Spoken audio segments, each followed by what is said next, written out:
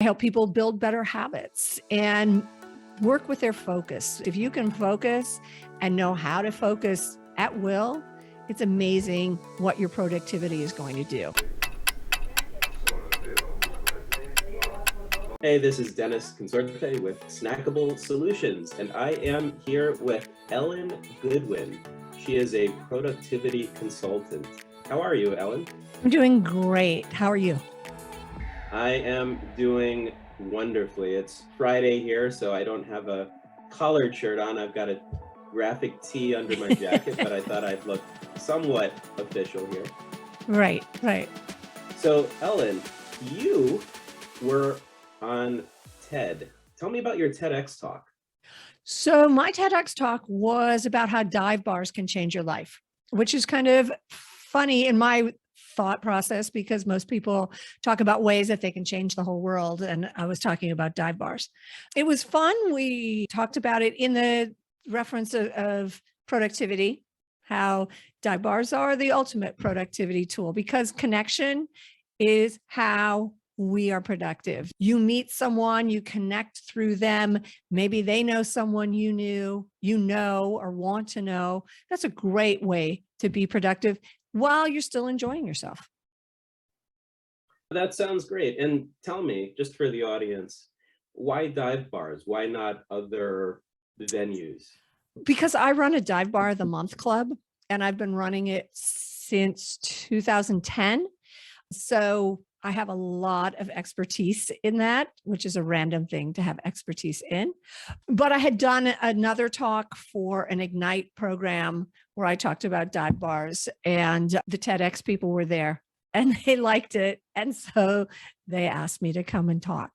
So yeah, dive bars are one of the things that I happen to be very fond of. And I think there's a lot we could learn from them.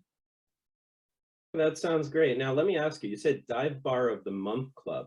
Does that mean that you need to organize, coordinate, get people together, get people to show up? What does that entail? It does mean I do that once a month, usually the fourth Wednesday of the month. We go to a different dive bar. So we have a Facebook group, we have a meetup group, we have a website. I believe we still have an Evite that goes out. We've got all the levels of things. And so it does require coordination. My husband, who's my partner in crime on this, we decide what bar we're going to go to. We call it recon. Our friends just call it drinking, but we go out a couple of weeks ahead of time to scope it out, to talk to the bartenders or the managers to make sure that, hey, if we show up with 50 or 60 people on this Wednesday, that you won't be overwhelmed, that you know we're coming.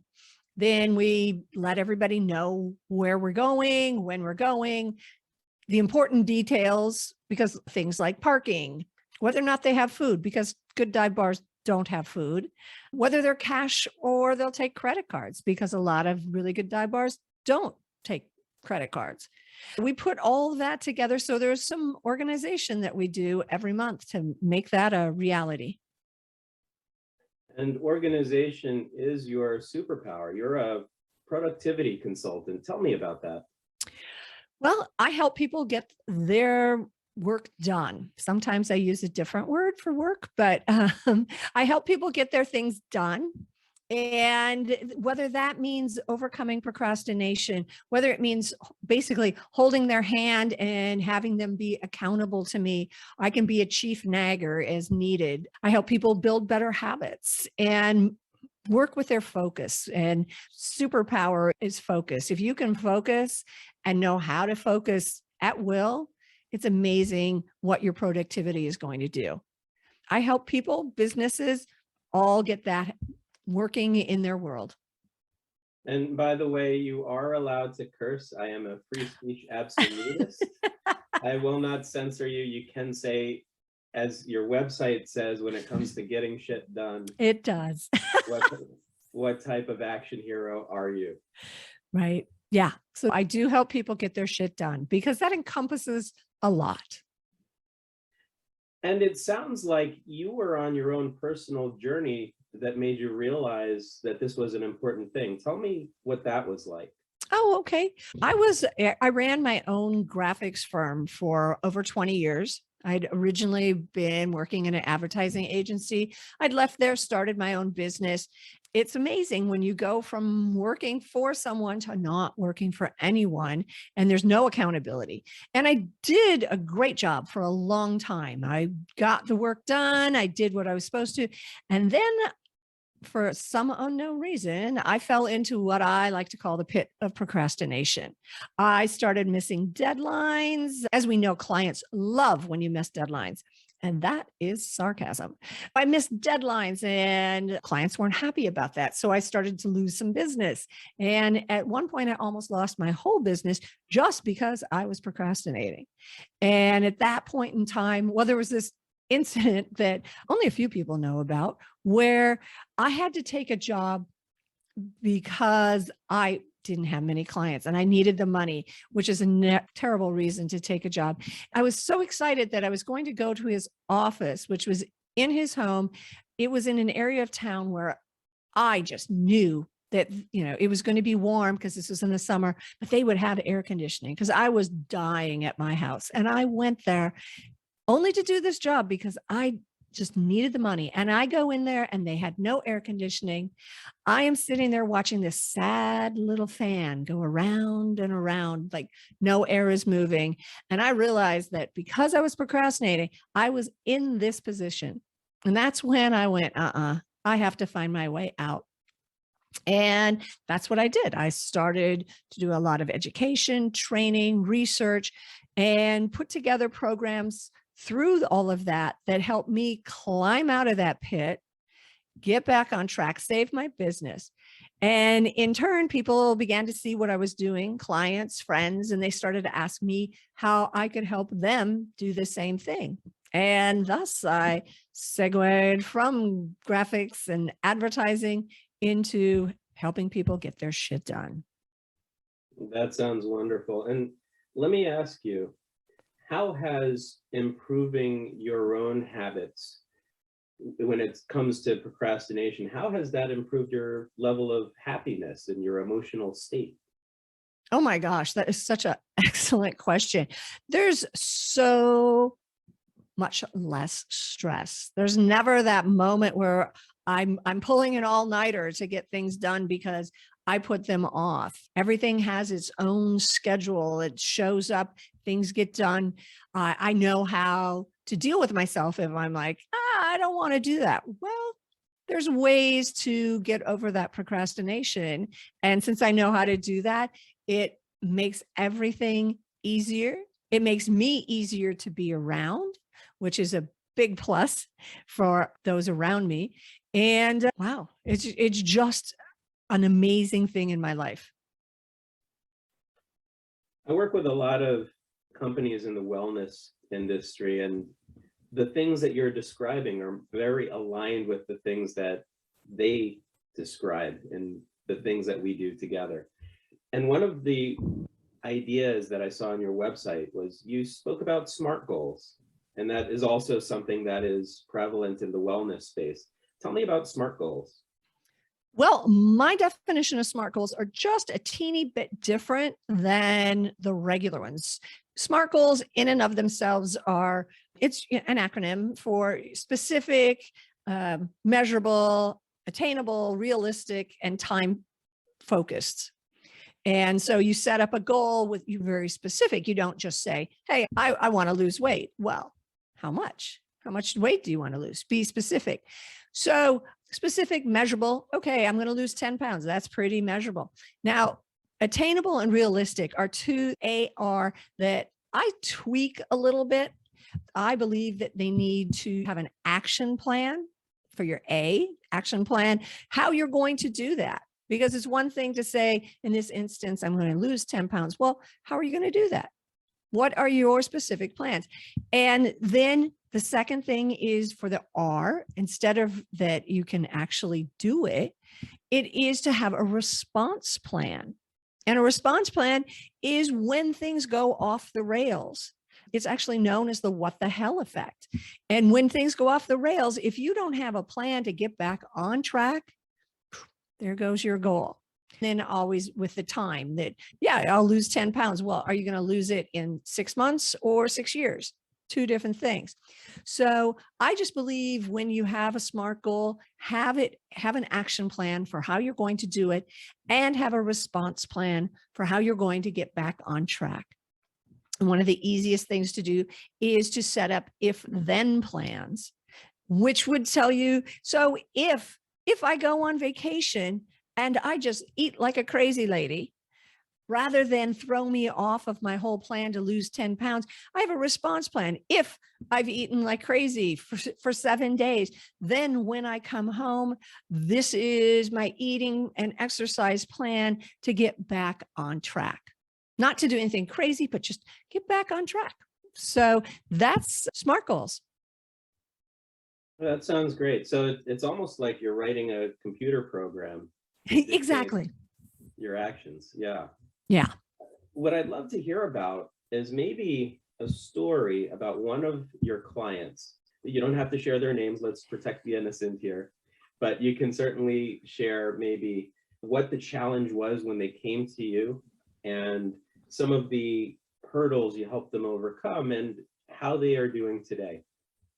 Sure. I had a recent one where I was their accountability coach, and they were studying, they were going to take a law school entrance exam, the LSAT, and we're having a horrible time staying on track with studying. They have a whole full-time job, and then studying can be a full-time job as well. So what we came up with, we talked about different things to keep them on track for studying, and understanding that you only have so much attention. You can't study for 6 hours straight and expect the best studying in that 6th hour.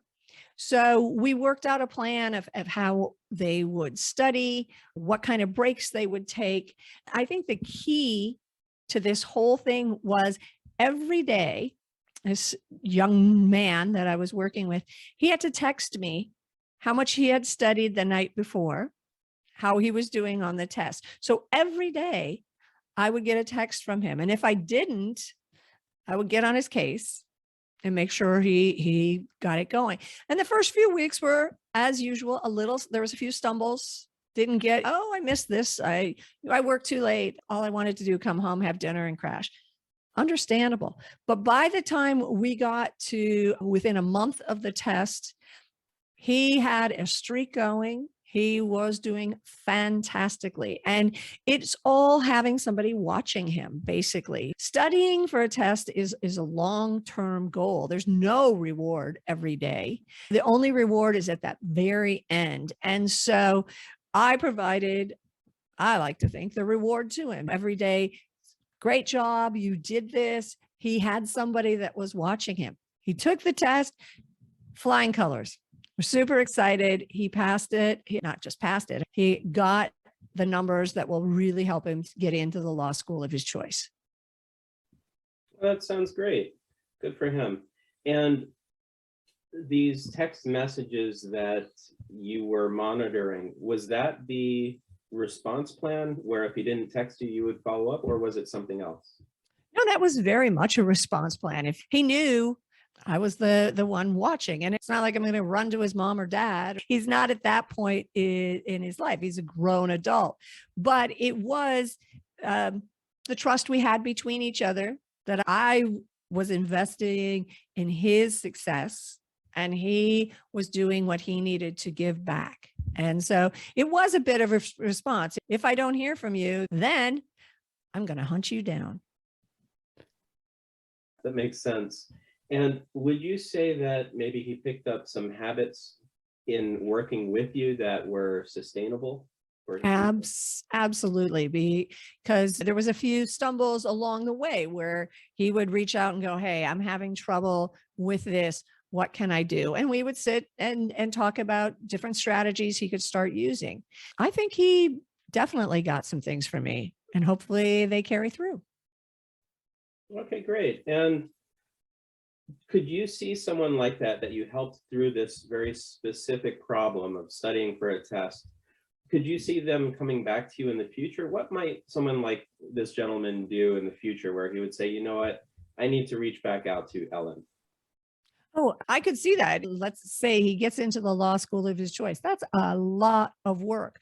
It goes back to prioritizing their time and putting in the work, knowing like for this class, this is what I need to be doing. And I've got a paper that's due at the end of the semester, but it's the beginning of the semester. So woohoo, I'm not going to do anything, which happens all the time. So it's one of those things of realizing when you have something that is not important today, but it's going to be important, but making it important each day. And I think that is something that I could see him coming back to me for. Also, just organizing his time and that whole accountability thing. It sounds like that LSAT was maybe, I would call it maybe a medium-term goal, something like that. It is, but it's, if he doesn't succeed at the LSAT, then he doesn't get to take the next step at a college where he wants to be, at a university. So it was an important step. Without that one, nothing else will happen. But it's So not the ultimate.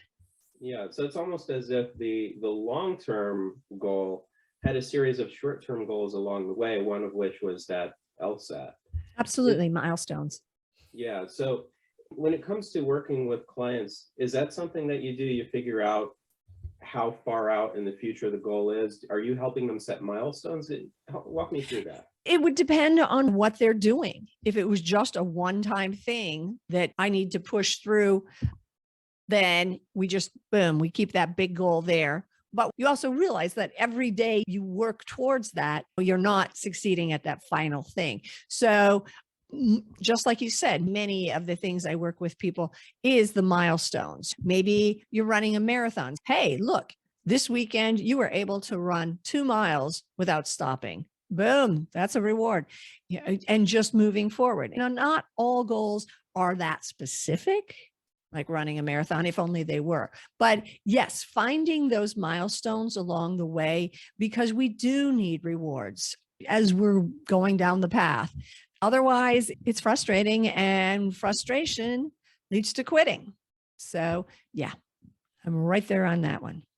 And is there a way to figure out when you really need an accountability coach and when you can do things on your own? Is there a formula to this? I don't know that there's a formula so much as being honest with yourself. When you realize that, you know what, I've been doing this over and over and I keep failing. And what is the common denominator? It's me giving up. It's one of those things, like as we're coming towards the end of the year, people every year they'll write down resolutions, which I think are terrible, but they'll write down, this is what I'm going to do. And if they look and go, wow, I've written down that I'm going to lose weight for like the last 10 years and I haven't done it. What's going on? I think at that point, when there's something that just keeps showing up and showing up, you say you want it, but you're not doing it. I think that's when it's a good idea to call someone, an accountability coach, accountability partner, just having someone that you can call on. Now, if you're going to have accountability, I always say, don't do it with anyone that's in your family because there's too much baggage. But having someone that's somewhat impartial that you respect and want to impress, I think that's going to be helpful. Now, when it comes to small business owners, because that's our audience here, yeah, are there some common problems that they face when it comes to goal setting? Some general issues where you say, you know what, these are the things that affect small business owners, solopreneurs the most? I would go with with shiny objects, shiny squirrels, because there's always something new showing up. Oh, if you do this, you're going to succeed in this part, and then you're going to go here. And when we're frustrated, those shiny objects are so exciting Because if I'm frustrated working on this and I see something that maybe someone else is doing or someone else is promising that that's going to help my business, then I'm going to go to that. But I'm leaving this other thing hanging. So it's staying on track, keeping your eyes on the prize. And maybe that is just saying, you know what, I'm going to work this system that I'm working on for 3 months. And you take note of that shiny squirrel, write it down, put it somewhere so the idea isn't gone. And then in 3 months, you look at it again. Half the time, that shiny object is not going to be as shiny as exciting, but you've stayed on track. So I would say the biggest thing with goals is the shiny objects that just are distracting.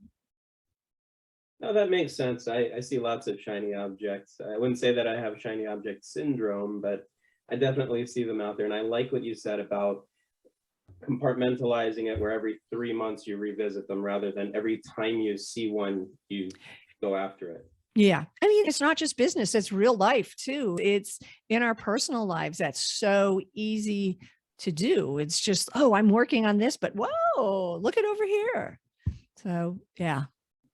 Now, you also mentioned importance, and it made me think of that whole concept of urgency versus importance. Is there a way to think about what is urgent and what is important when figuring out your goals and maybe even changing your goals?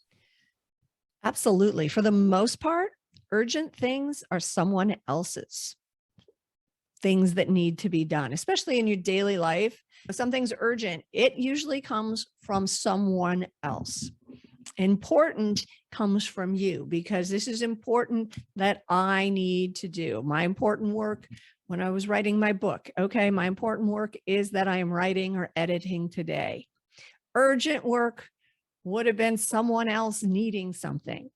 That's not to say that urgent isn't important, but for the most part, urgent is an external thing, important is internal. Interesting. Tell me about your book. What's it called again? My book is called Done: How to Work When No One's Watching. And it basically goes through all of the things we've kind of touched on today. Procrastination, lots of dealing with procrastination, building habits, better focus, dealing with your personal energy management versus time management, and focus. Big time on the focus.